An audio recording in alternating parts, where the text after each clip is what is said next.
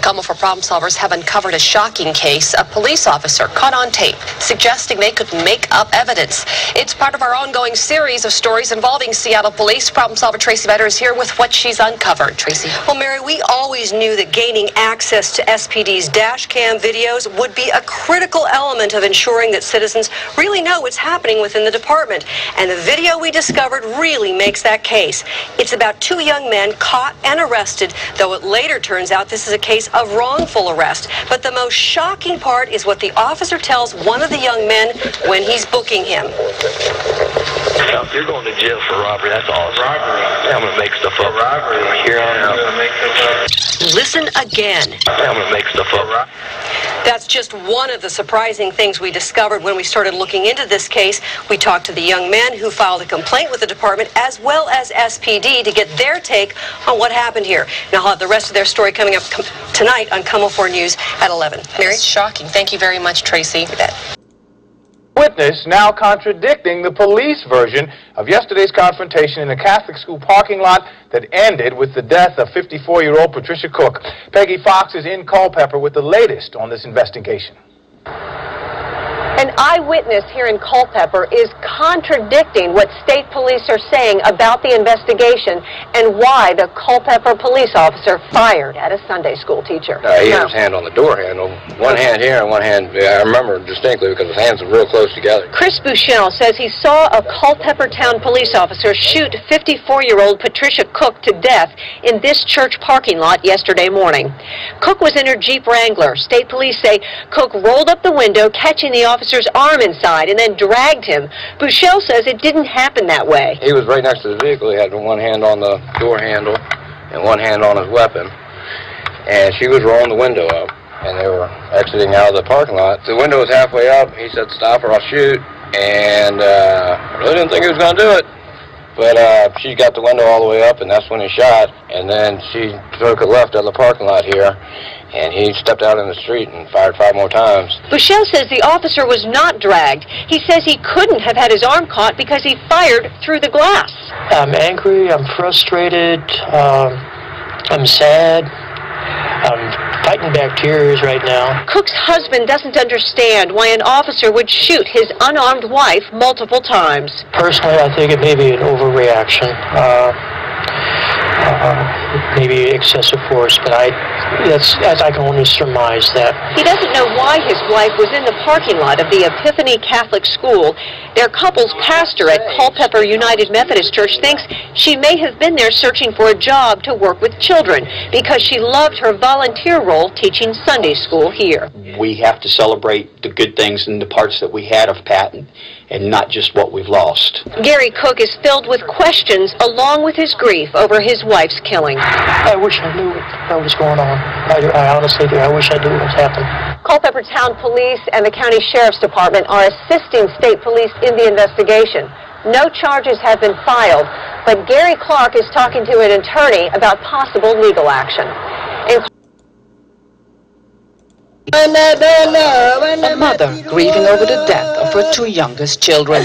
In their village in West Sumatra, 13-year-old Faisal and 17-year-old Budri were arrested by police for theft. During visits, family noticed that their youngest brother had bruises and was in severe pain. 5 days after his arrest, police told him that he and his brother Budri, who was detained a few days later, were found hanging next to each other in their cells. Police say they hanged themselves. How is it possible then that their teeth are broken, their neck is broken, the skull is fractured, that there is a shot wound on the knee, and their bodies are full of bruises?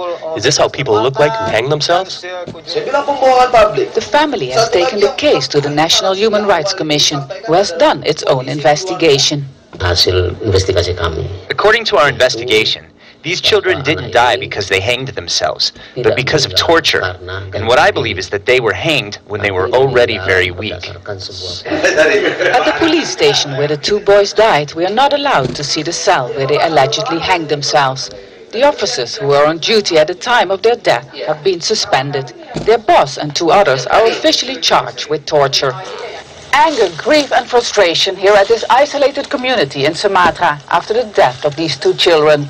Many questions are being raised, not only here, but also in Parliament in Jakarta and even abroad, about what exactly has happened at that police station.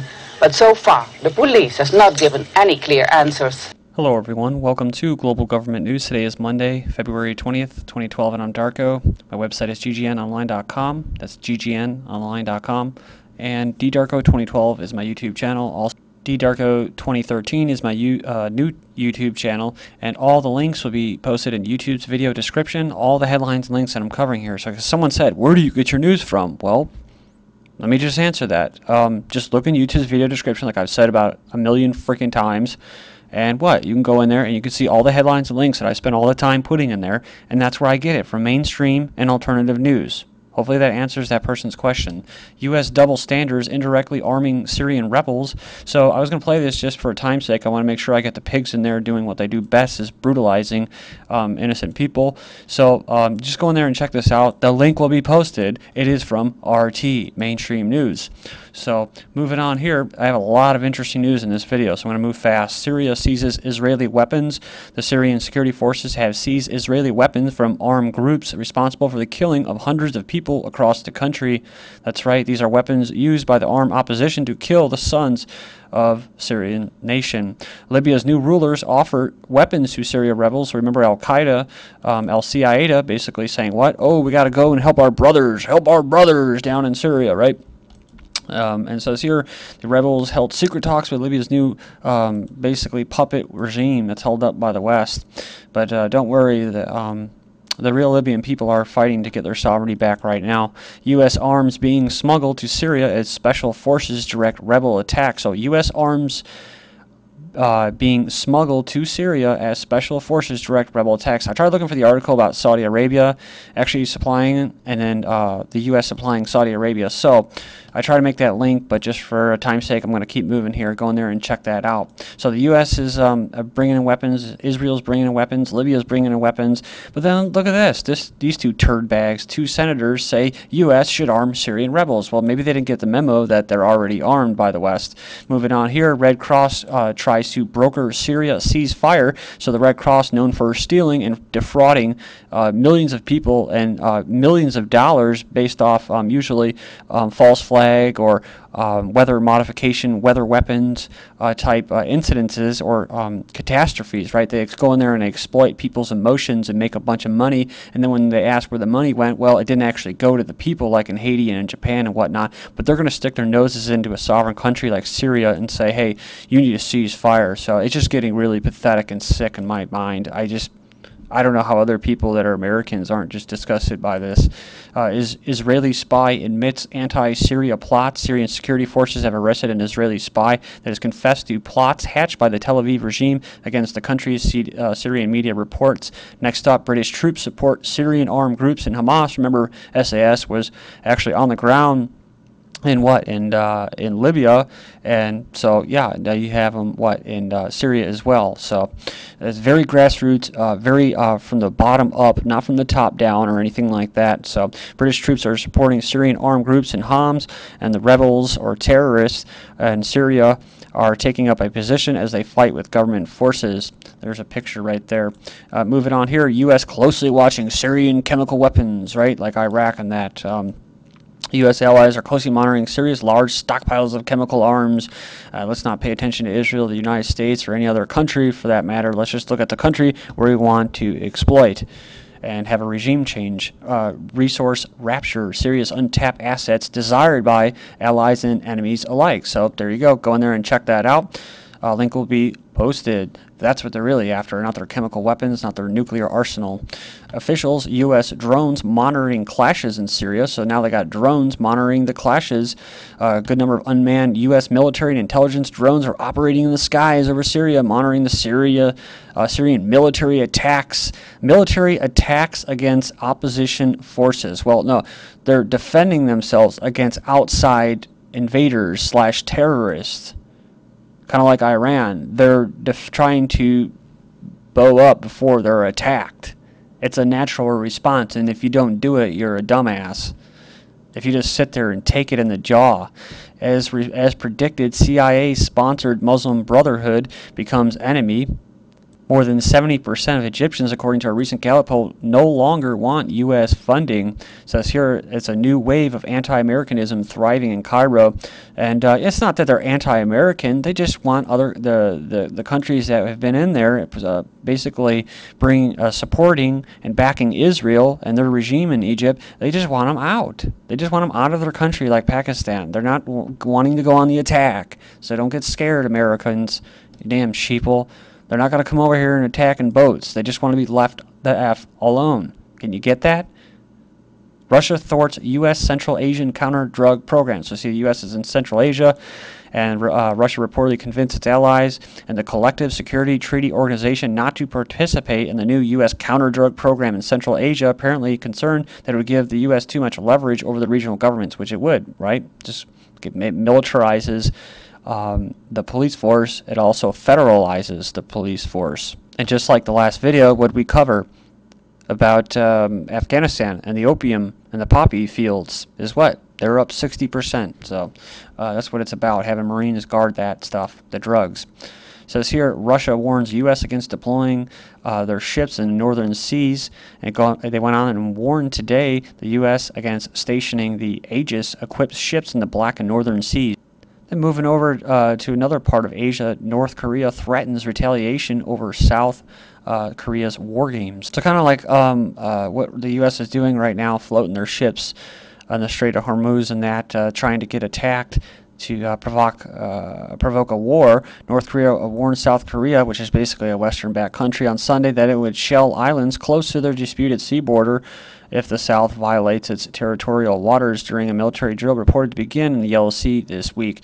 Okay, moving on. Washington, D.C., FBI foils own terror plot. Again, the FBI has once again proven that the only thing Americans need to fear is their own government, with the latest, quote, terror attack, and, quote, foiled being one entirely of their own design. USA Today reports that the suspect had been arrested by the FBI, who was, quote, en route to the U.S. Capitol allegedly to detonate a suicide bomb, end quote. Sounds familiar like this, right? This individual, Mr. Farrak, was actually working for the FBI, part of a sting operation. That's right. So, unrepentant would-be mass murderer, right? The underwear bomber, jailed for life without parole for failed Christmas Day plan attack. I have a feeling this guy is not going to make it his complete life in jail, because he might actually talk. And it's weird because after this, what came after this? The body scanners, they were rolled out everywhere. Then we have this, guarding Ground Zero, look at the amazing and terrifying artificial intelligence AI that will protect the New World Trade Center. It'll keep you safe from the terrorists and other criminals. And speaking of TSA and body scanners, TSA says woman has cute figure, asks for 3 body scans. Talking about getting fired for allegedly doing a, quote, peep show, end quote, naked body scans of women who agents think are attractive. So as senators, sellouts, ramp up fear-mongering to try to rush through the cybersecurity bill to keep you safe from the terrorists and yourself, a kill switch, which I believe wasn't included in the recent bill. Either way, FBI could shut off internet for thousands on March 8 to eradicate a virus. Federal biometric ID program, Secure Communities, expands to its 27th state. A FOIA request brought about what? Information that said that these communities, these secure community programs, are to include even law-abiding American citizens. Well, what kind of communities?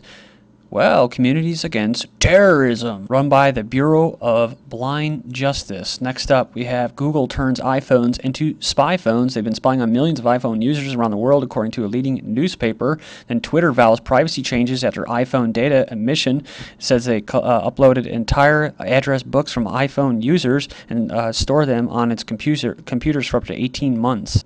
Britain, details of every phone call, text message, email, and websites visited will be stored in a vast corporate database for the government to access. DARPA wants to give soldier robots surrogates and basically Avatar style. Then we have this, more than human, the ethics of biologically enhancing soldiers. Talking about super soldiers, basically MK Ultra and all that, and these people already exist, and you know, it's kind of a sad life actually what they have. Totally used and manipulated. Smart meters being funded by the U.S. military. Feds for purposely keeping U.S. borders wide open, experts say. Should police and coast guards use laser dazzlers? which are normally used at military checkpoints that temporarily cause blindness. South Carolina has round-the-clock checkpoints, silencers, face masks, snipers, and aerial surveillance for the Chicago G8.